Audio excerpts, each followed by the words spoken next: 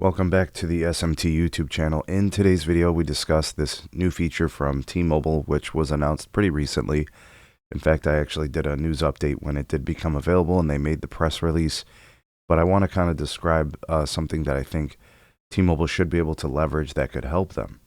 All right, so I don't know, we'll just call it the L4S feature, which is supposed to be an advanced 5G feature. Allows the operation within the standalone 5G network, which obviously T-Mobile can leverage because theirs is nationwide.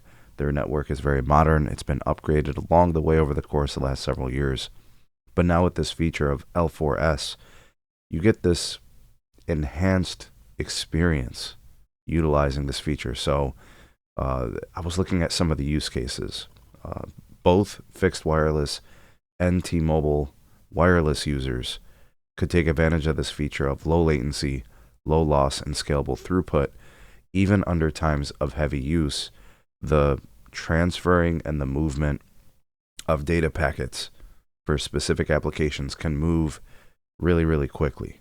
That enhanced low latency minimizes packet loss and improves the network experience and real-time responsiveness, even under heavy load. So you think about it like from the mobile user use case, obviously, right?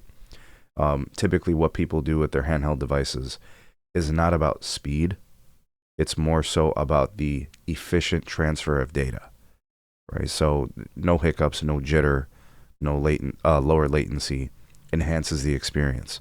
Is that something that T-Mobile can utilize, right? Because that's often been the question. It's been questions of reliability. It's been questions of network performance. Are they as good as AT&T, their main competitors, and Verizon?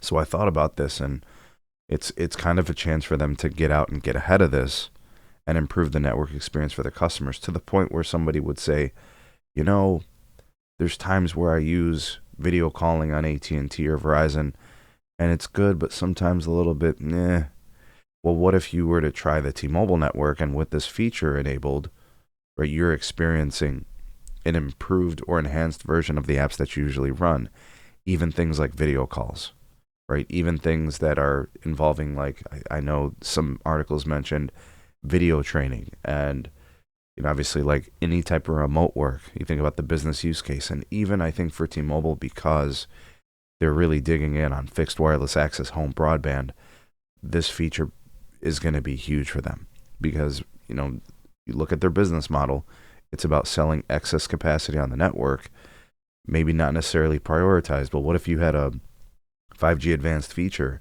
that could enhance that experience, right? Knowing that you were going to kind of be, bottom of the totem pole for priority access. That's really intriguing, and I think it's a really great place for it to shine. So whether it's, I don't know if anybody's really gaming on mobility. I know some people do. And you have like different types of, AR and VR applications, which could come into play. And then, of course, there's, business use cases.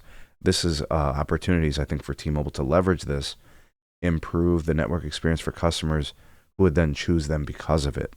Even if it's not something that they tangibly see, it's something that they feel and experience.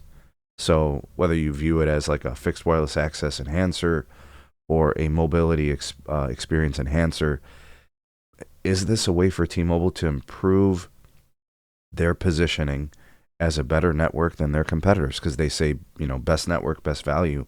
Well, what about best features to create best in-class experiences on the network? Because that's typically been where Verizon has made their money. It's been on the fact that they've been leveraging the perception that they're the most reliable network. Well, this tells me that if I can reduce or eliminate video jitters, playback, live video calling, live streaming, I think this is something that they can sell. And what I mean by sell is sell as something that they do better than their competition. Right? I don't know if you can monetize a 5G advanced feature to consumers, and I don't know if you could sell it to a fixed wireless access subscriber. I mean, how would you go about doing that? Or maybe you can get them to upgrade to a plan or a version of the plan that has this feature versus not having. I don't know, but I definitely think this could be something that they could use to close the perception gap, which they've been aggressively trying to address. They don't want to be known as the secondary network. They want to be known as people's primary option and their go-to and the best, right? So I don't know. What do you guys think? Let me know. Drop me some comments. Like, share, subscribe. Check out some more videos. We'll see you guys soon on the next one.